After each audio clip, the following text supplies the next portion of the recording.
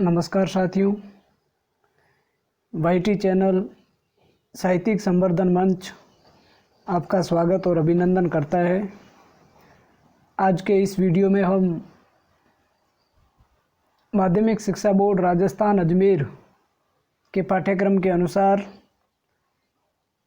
कक्षा 12 विषय हिंदी साहित्य की पाठ्यपुस्तिका मंदाकिनी के एक महत्वपूर्ण अध्याय के बारे में अध्ययन करेंगे।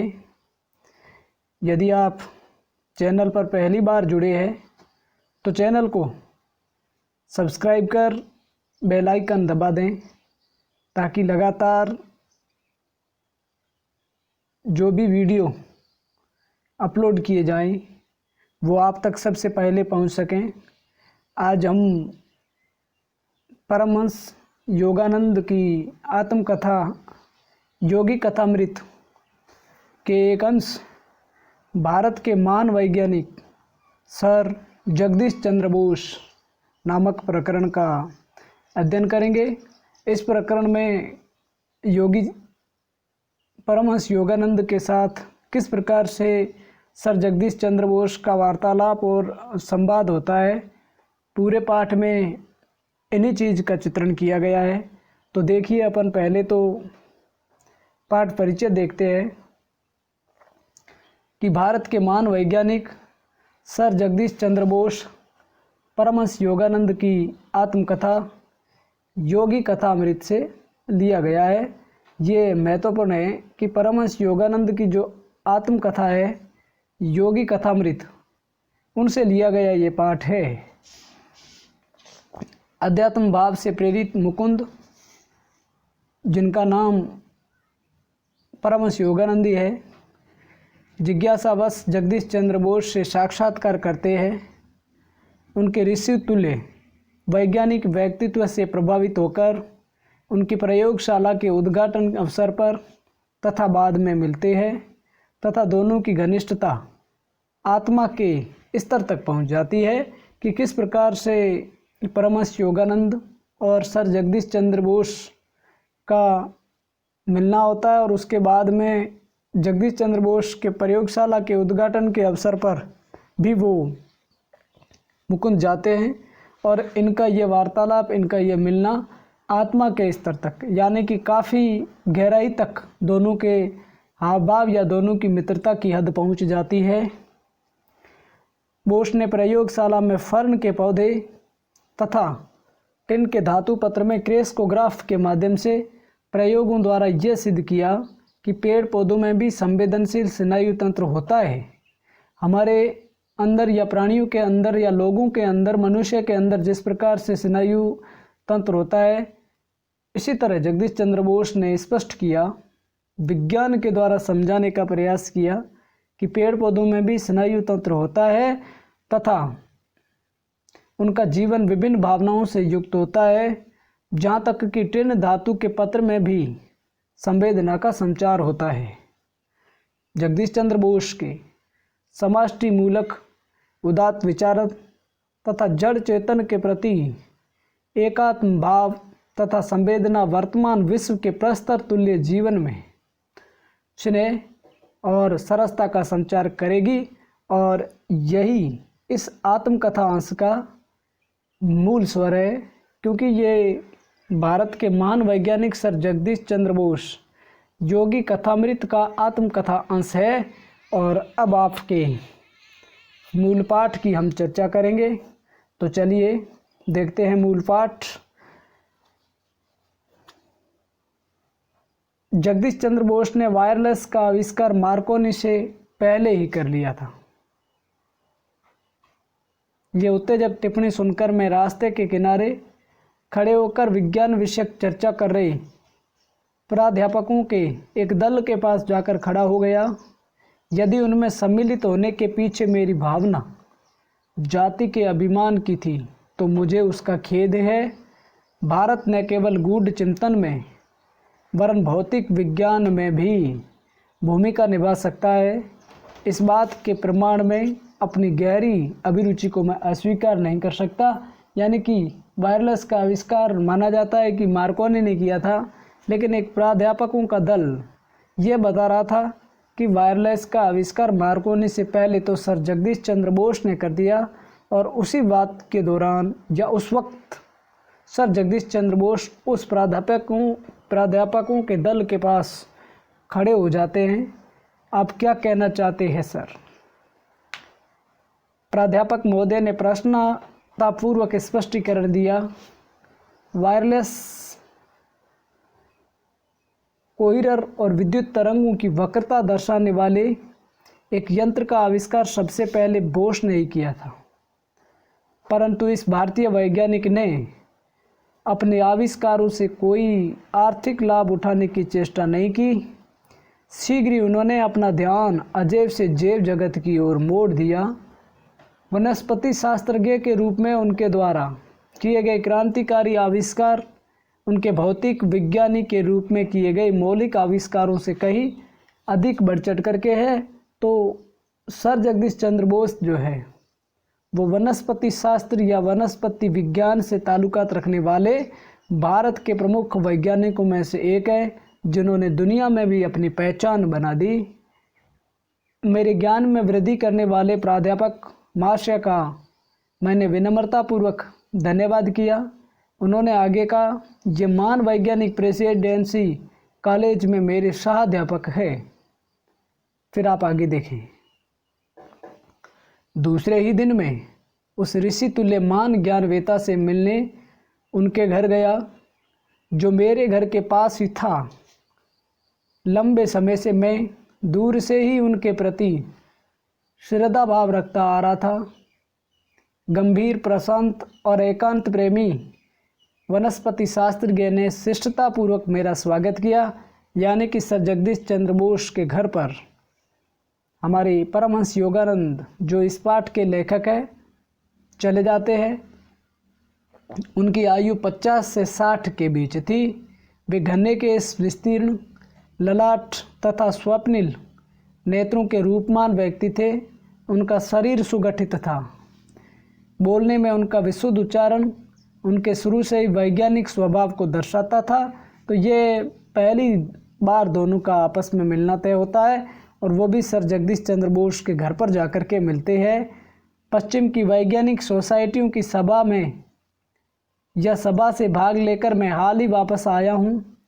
मेरे द्वारा आविष्कृत जीवन की अविभाज्य एकता दर्शाने वाले उपकरणों में उनके सदस्यों ने गहरी अभिरुचि दिखाई। बोस क्रेस्कोग्राफ की परिवर्धन शक्ति या मैग्नीफाइंग पावर का 1 करोड़ गुना बताते हैं। माइक्रोस्केप तो केवल कुछ सहस्त्र गुना ही परिवर्धन करता है। फिर भी उसने जीव विज्ञान को तीव्र गति प्रदान कर दी। जीव विज्ञान में प्राण फूंक दिए। क्रेस्कोग्राफ अगणित मार्ग खोलता है, यानी कि माइक्रोग्राफ की तुलना में क्रेस्कोग्राफ कई गुना परिवर्धन को व्यक्त कर सकता है। अगला देखिए, सर आपने विज्ञान की अमूर्त बाहों से पूर्व और पश्चिम के आलिंगनबद्ध होने की प्रक्रिया को तेज करने के लिए बहुत कुछ किया है। ये प्रश्न सर जगदीश चंद्र बोस से परमहंस योगानंद ने पूछा है। तब जवाब में, मेरी शिक्षा कैम्ब्रिज में हुई। प्रयोगों के आधार पर ही किसी भी सिद्धांत की सूक्ष्म से सूक्ष्म जांच करने की पाश्चात्य पद्धति कितनी सराहनीय है। यह प्रयोग मूलक कार्य पद्धति मुझे अपनी पौर्वात्य विरासत में मिली। आत्म परीक्षण की क्षमता के साथ जुड़कर और भी अधिक प्रभावी हो गई। इन दोनों की युति ने मुझे दीर्घकाल से अबोल रहे प्रकृति जगत के मौन को तोड़ने में समर्थ बनाया। सारे भेद खोल देने वाले मेरे क्रेस्कोग्राफ के रेखा चित्र प्रमाण है। संदेह करने वाले किसी भी व्यक्ति के लिए कि पेड़ पौधे में भी संवेदनशील स्नायु तंत्र होता है और उनका जीवन विभिन्न भावनाओं से युक्त भी होता है। प्रेम, घृणा, आनंद, भय, सुख, दुख, मूर्छा और अन्य उत्तेजनाओं के प्रति असंख्य प्रकार की प्रतिक्रियाओं की भाव अनुभूति जिस प्रकार सब प्राणियों को होती है, उसी प्रकार पेड़ पौधों को भी होती है, यानी कि उनका भी स्नायु तंत्र होता है। और जिस प्रकार से दूसरे प्राणों में या दूसरे लोगों में संवेदना होती है, ठीक उसी प्रकार से संवेदना पेड़ पौधों में भी होती है। तो ऐसे में अगला सवाल, सर आपके इस क्षेत्र में आगमन से पहले तो सारी सृष्टि में व्याप्त जीवन की अद्वितीय धड़कन एक कवि की कल्पना मात्र लगती होगी। एक संत को मैं कभी जानता था जो कभी फूल नहीं तोड़ते थे।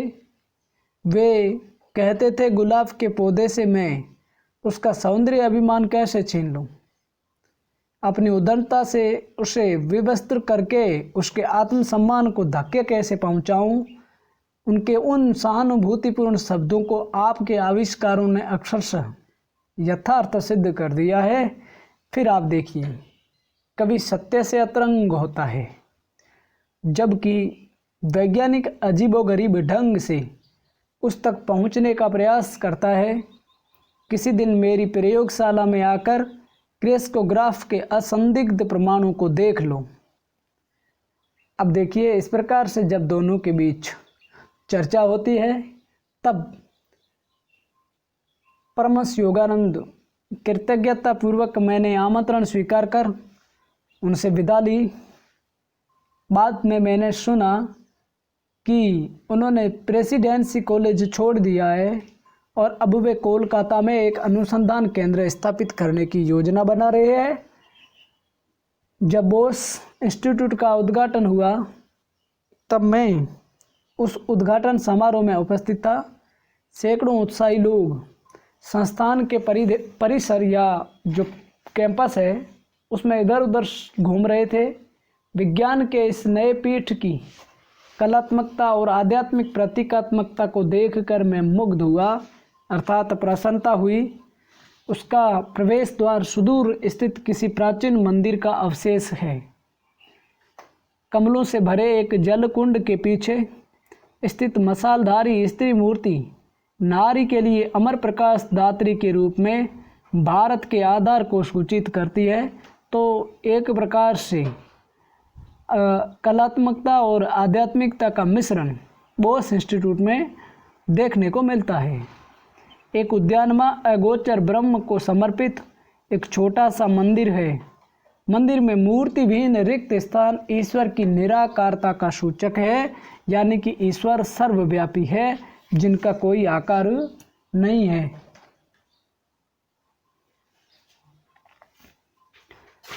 इस उद्घाटन के महान अवसर पर सर जगदीश चंद्र बोस का एक भाषण ऐसा लग रहा था मानो वह सीधे किसी अंतःप्रेरित प्राचीन ऋषि के मुख से निसृत हो रहा हो। इस संस्था को मैं आज केवल एक प्रयोगशाला के रूप में ही नहीं वरन एक मंदिर के रूप में समर्पित करता हूँ। उनकी आदरणीय मानता खचाखच भरे सभागृह पर एक आदर्श चादर के सम्मान छा गई। अपनी खोज में मैं कब पदार्थ विज्ञान तथा प्रकृति विज्ञान के सीमा क्षेत्र में पहुंच गया, मुझे पता ही नहीं चला। मेरा आश्चर्य बढ़ता ही गया जब मैंने देखा कि सजीव जगत और निर्जीव जगत के बीच की सीमा रेखाएं मिटती जा रही है और स्पर्श बिंदु उभरते जा रहे हैं। मैंने देखा कि निर्जीव जगत निष्क्रिय नहीं था, वह तो असंख्य शक्तियों के प्रभाव में पुलकित हो रहा था। सब में एक समान प्रतिक्रिया धातु, वनस्पति और प्राणी को एक ही सामान्य नियम में बांधती प्रतीत हुई। वे सब थकान और खिन्नता के तत्वतः एक समान लक्षण प्रदर्शित करते थे, जिनमें पुनः तरोताजा और हर्ष उत्फुल्ल होने की संभावनाएं बनी रहती थी। मृत्यु के साथ जुड़ी हुई स्थायी प्रतिक्रियाहीनता के प्रदर्शन में भी सब एक समान थे। इस विराट सामान्यत्व से विस्मय विभोर होकर मैंने बहुत बड़ी आशा के साथ अपने प्रयोगों के परिणामों को रॉयल सोसाइटी के समक्ष रखा। परंतु वहाँ उपस्थित प्रकृति विज्ञानियों ने मुझे उनके लिए सुरक्षित क्षेत्रों पर अतिक्रमण करने के बदले उस पदार्थ विज्ञान के क्षेत्र तक ही अपने अनुसंधान को सीमित रखने की सलाह दी जिसमें मेरी सफलता का भरोसा था। आगे देखिए, मैंने अनजाने में एक अपरिचित जाति व्यवस्था के क्षेत्र में घुसकर उसके शिष्टाचार का उल्लंघन कर दिया था। यानी कि किस प्रकार से पेड़ पौधों पर प्रयोग कर और पेड़ पौधों की सजीवता के संदर्भ में बताना, लोगों में जागृति लाना कि इनमें स्नायु तंत्र होता है और इनमें भी संवेदना होती है। फिर आप देखिए, वहाँ अनजाने में एक धर्मशास्त्रीय पूर्वाग्रह भी कार्यरत था जो अज्ञान को भी धर्म के समान प्रश्न अतीत मानता है। ये प्रायः भुला दिया जाता है कि जिस परमात्मा ने या परम सत्ता ने हमें चारों ओर से सृष्टि के इस नित्य बढ़ते ही जाते रहस्य से घेर रखा है, उसी ने प्रश्न करने और समझने की शक्ति भी हम में प्रतिष्ठापित कर दी है। अनेक वर्षों तक लोगों की गलत फहमियों का शिकार बनते रहने से एक बात मेरी समझ में आ गई, विज्ञान के उपासक का जीवन अनिवार्य रूप से अनंत संघर्ष से भरा हुआ होता है। ये आप देख लेना कि विज्ञान के उपासक का जीवन है, उसमें बहुत सारे संघर्ष है। लाभ और हानि, सफलता और विफलता को एक सम्मान मानते हुए उसे अपना जीवन प्रेम श्रद्धा युक्त अर्घ्य के रूप में अर्पण करना पड़ता है। कालांतर में विश्व की प्रमुख वैज्ञानिक सोसाइटियों ने मेरे सिद्धांतों और निष्कर्षों को स्वीकार करते विज्ञान में भारत के योगदान को मान्य किया। दुनिया भर में भारत का योगदान बोस के माध्यम से पहुंचा। इस चीज़ को मान्यता मिली, जो कुछ भी छोटा या सीमित हो वह क्या भारत के मन को कभी तृप्त कर सकता है। एक अखंड जीवन परंपरा, एक अखंड जीवंत परंपरा और पुनर्यौवन प्राप्त करने की एक जीवनप्रद शक्ति के द्वारा इस भूमि ने अगणित परिवर्तनों में बार बार अपना कायाकल्प किया है। भारत में सदा ही ऐसे लोग उत्पन्न होते आए हैं जिन्होंने समय के तात्कालिक और मोहक पुरस्कार को ठुकरा कर जीवन के सर्वोच्च अभीष्टों को पाने का प्रयास किया है। यानी कि निजी स्वार्थ या मनमोहक प्रलोभन को न पा करके जीवन की कुछ बातें, जीवन के कुछ महत्वपूर्ण मूल्यों को स्वीकार किया है। अकर्मण्य परित्याग द्वारा नहीं, वरन कर्मठ कठोर संघर्ष द्वारा। संघर्ष को अस्वीकार करने वाले दुर्बल के पास कुछ प्राप्त न कर पाने के कारण त्यागने के लिए भी कुछ नहीं होता। जिसने संघर्ष कर विजय प्राप्त की हो वही केवल संसार को अपनी विजय के अनुभव का फल प्रदान कर इसे समृद्ध कर सकता है। और बिना विजय, बिना मेहनत के जो विजय प्राप्त होती है वो विजय भी तो विजय नहीं है।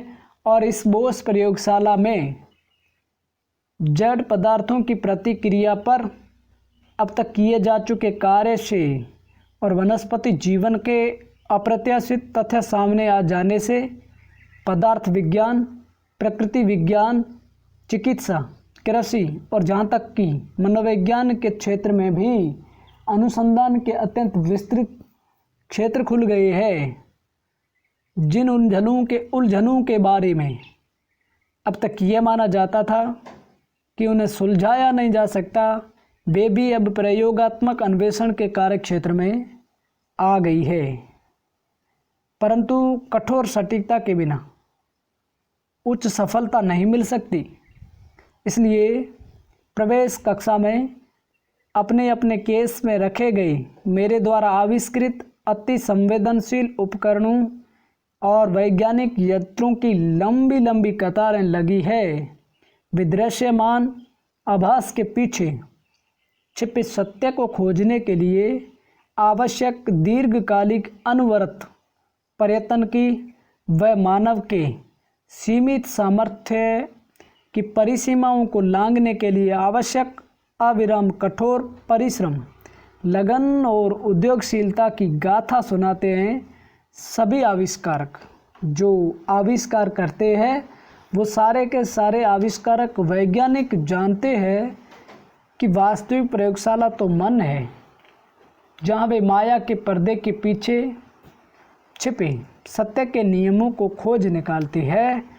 और यहाँ जो लेक्चर दिए जाएंगे वे किसी दूसरे से प्राप्त ज्ञान की पुनरावृत्ति मात्र नहीं होंगे। उनमें इन कक्षों में प्रथम बार सिद्ध किए गए नए आविष्कारों का ज्ञान दिया जाएगा। इस संस्था के कार्य विवरण के नियमित प्रकाशनों द्वारा भारत के योगदान समस्त विश्व में पहुंच जाएंगे। वे सार्वजनिक संपत्ति बन जाएंगे। कभी भी किसी भी बात का पेटेंट नहीं लिया जाएगा।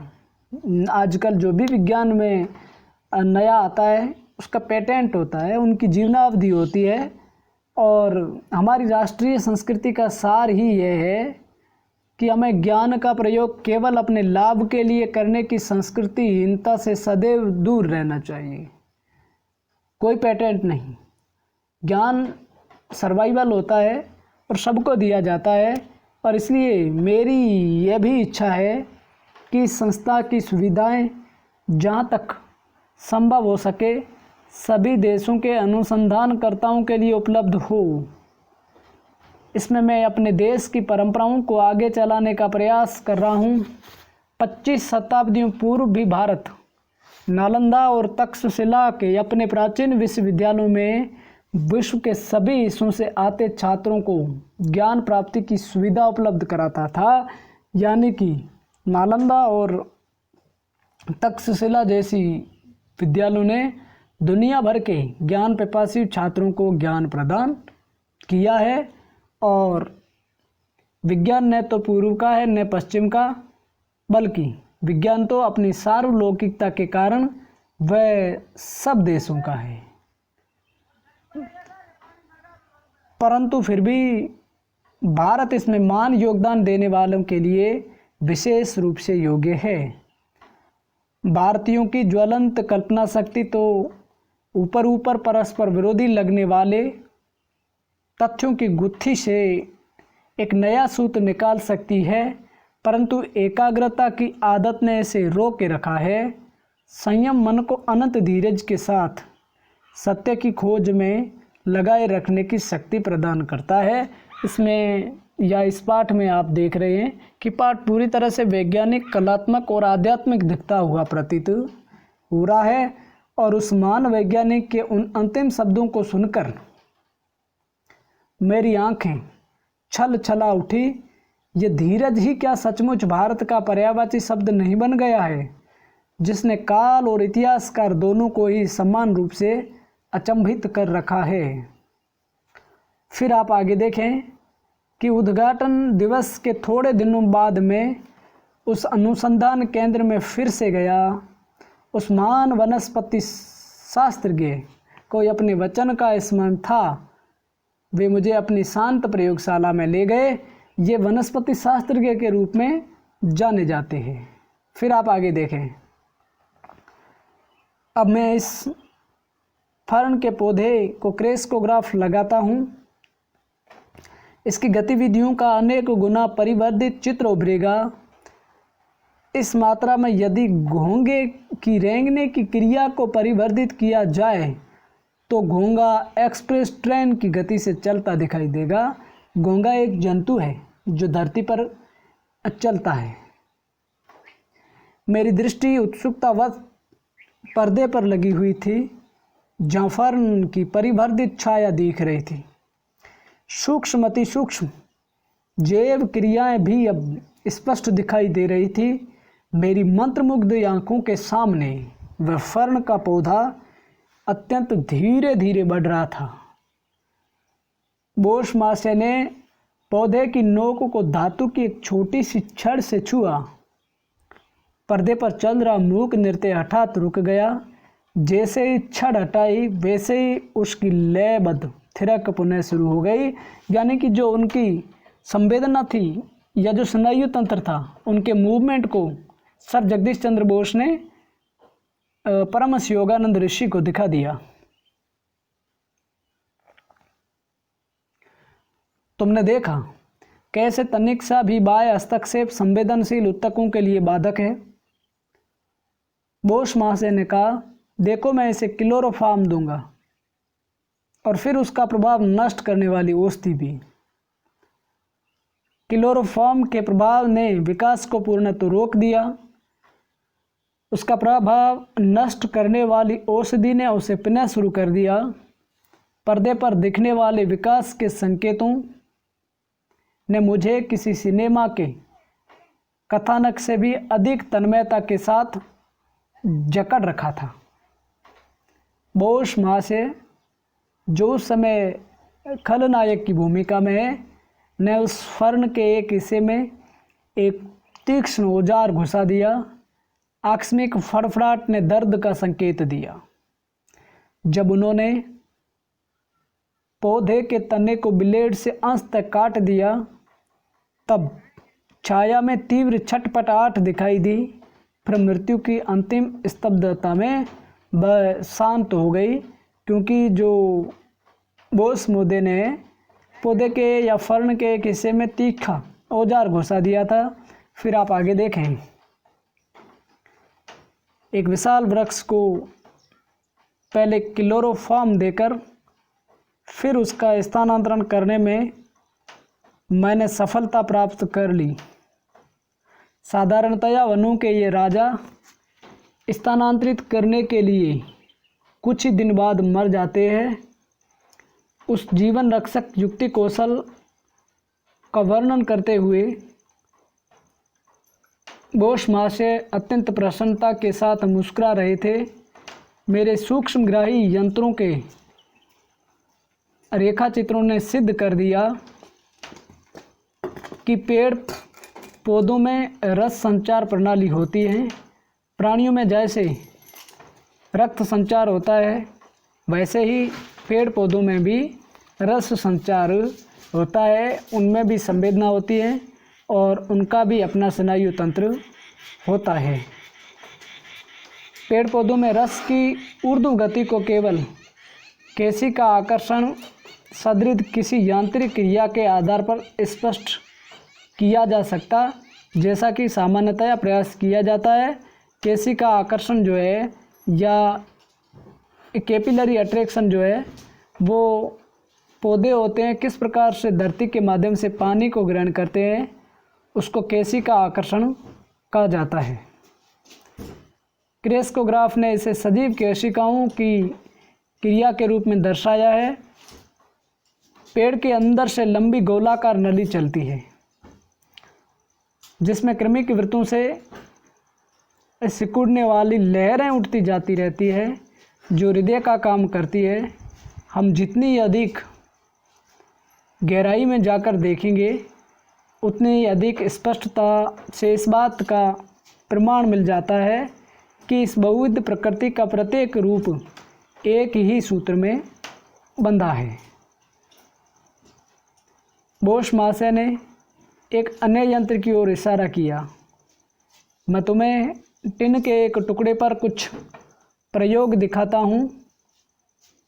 धातुओं की प्राण शक्ति उत्तेजना के प्रभाव में अनुकूल या प्रतिकूल प्रतिक्रिया दिखाती है।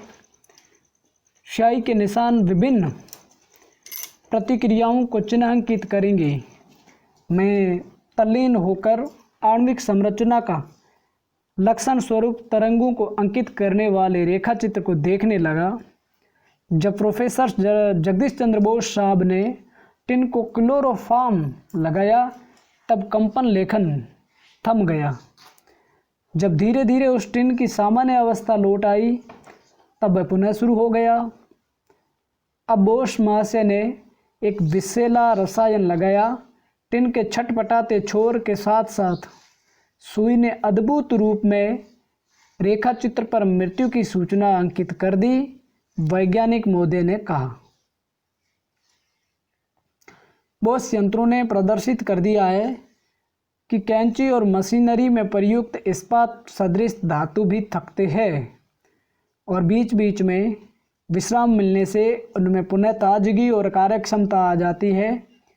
विद्युत प्रवाह या अति भारी दबाव से धातुओं में जीवन की धड़कन को गंभीर क्षति पहुंचती है या वह धड़कन सदा के लिए रुक भी सकती है। उस कक्ष में चारों ओर रखे अथक प्रतिभा के मुखर प्रतीक असंख्य आविष्कारों पर मैंने दृष्टि दौड़ाई। फिर आप देखिए सर, ये दुख की बात है कि आपके अद्भुत यंत्रों का पूर्ण लाभ उठाकर बड़े पैमाने पर कृषि विकास को गति नहीं दी जा रही है।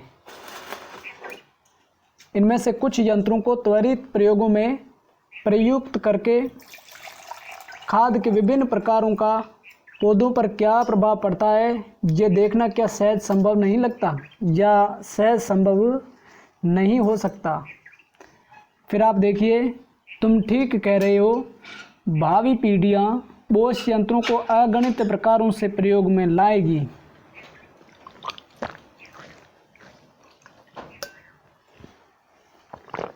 वैज्ञानिक को उसके परिश्रम का तत्काल पुरस्कार कदाचित नहीं मिलता है या कदाचित ही मिलता है। सृजनात्मक सेवा का आनंद ही उसके लिए पर्याप्त है। किसके लिए? जो वैज्ञानिक काम करता है उनके लिए सृजनात्मक सेवा का आनंद ही बहुत है, पर्याप्त है, सफिशेंट है। उस अदम्य ऋषि के प्रति अपनी हार्दिक कृतज्ञता व्यक्त कर मैंने उनसे विदा ली। मैंने सोचा उनकी अद्भुत प्रतिभा की विस्मयकारी उर्वरता क्या कभी निशेष हो सकती है? बढ़ते वर्षों के साथ उनकी प्रतिभा में कोई कमी नहीं आई। रेजोनेंट कार्डियोग्राफ नामक एक जटिल यंत्र का आविष्कार करने के बाद बोश माह से असंख्य भारतीय पेड़ पौधों के विस्तृत अनुसंधान में लग गए। किसी को कल्पना भी नहीं थी ऐसी ऐसी उपयुक्त औषधियों की एक विराट भेषज तालिका तैयार हो गई। कार्डियोग्राफ एक ऐसी अचूक सटीकता के साथ तैयार किया गया है कि उससे 1 सेकंड का शतांश तक रेखा चित्र में अंकित हो जाता है। पेड़ पौधे, प्राणी और मानव शरीर की संरचना के सूक्ष्म अति सूक्ष्म स्पंदन भी यह कार्डियोग्राफ अंकित कर देता है। उस महान वनस्पति शास्त्रज्ञ ने भविष्यवाणी की कि वैद्यकीय अनुसंधान के लिए प्राणियों के अंग छेदन की आवश्यकता नहीं रहेगी। कार्डियोग्राफ के प्रयोग से पेड़ पौधों के अंग छेदन से ही काम चल जाएगा। फिर आप आगे देखिए, किसी औषधि के पौधे और प्राणी पर एक साथ किए गए प्रयोग के परिणामों के अंकन से साफ पता चलता है कि उन दोनों पर उस औषधि के प्रभाव में आश्चर्यजनक समानता है। उन्होंने स्पष्ट किया, मनुष्य में जो कुछ भी है उस सब का पूर्वाभास पेड़ पौधों में भी विद्यमान है। वनस्पति जगत पर प्रयोग प्राणियों और मानवों की यातना को कम करने में योगदान देंगे। फिर आप देखिए, कई वर्षों बाद बोश महाशय के पथ प्रदर्शक वनस्पति आविष्कारों की अन्य वैज्ञानिकों द्वारा पुष्टि की गई। कोलंबिया यूनिवर्सिटी में 1968 में किए गए शोध कार्य की वार्ता द न्यूयॉर्क टाइम्स से निम्नलिखित बातें प्रकाशित की गई थी। और वो क्या था? गत कतिपय वर्षों में ये निर्धारित हो चुका है कि जब मस्तिष्क और शरीर के अन्य हिस्सों के बीच तंत्रिकाएं संदेश वहन करती है तब छोटी छोटी विद्युत तरंगें निर्माण होती है। इन विद्युत तरंगों को सूक्ष्मग्राही विद्युत धारा मापी यंत्र यानी कि गैल्वेनोमीटर से मापा गया है और आधुनिक परिवर्धनकारी यंत्रों से इनका लक्ष गुना परिवर्धन किया गया। मानव या जीवित प्राणियों के तंत्रिका तंतु या नर्व फाइबर्स में प्रवाहित होने वाली इन तरंगों का अध्ययन करने का कोई संतोषजनक तरीका इनकी अत्यंत तीव्र गति के कारण अब तक ढूंढा नहीं जा सका है। अब थोड़ा महत्वपूर्ण बिंदु आते हैं, आप देखिएगा कि डॉक्टर के.एस. कोल और डॉक्टर H.J. कर्टिस ने ये जानकारी दी कि उन्होंने इस बात को खोज निकाला है कि साधारणतया घरों में मछली पात्र में डाला जाने वाला पौधा होता है जिसे कहते हैं क्या, निटेला, और जिसमें एक ही लंबी कोशिका होती है। उसकी कोशिका में और तंत्री तंतु की कोशिकाओं में पूर्ण समानता है, कोई भी भिन्नता नहीं है। इसके अतिरिक्त उन्होंने ये भी पाया कि निटेला पौधे के जो तंतु है उनको उत्तेजित कर या किए जाने पर वे विद्युत तरंग निर्माण करते हैं जो केवल गति को छोड़कर अन्य सब दृष्टियों से प्राणी और मानव के तंत्री तंतुओं में निर्माण होने वाली विद्युत तरंगों के समान ही होती है। इस पौधे के तंतुओं की विद्युत तरंगें प्राणियों के तंतुओं की विद्युत तरंगों से कहीं धीमे चलती देखी गई, इसलिए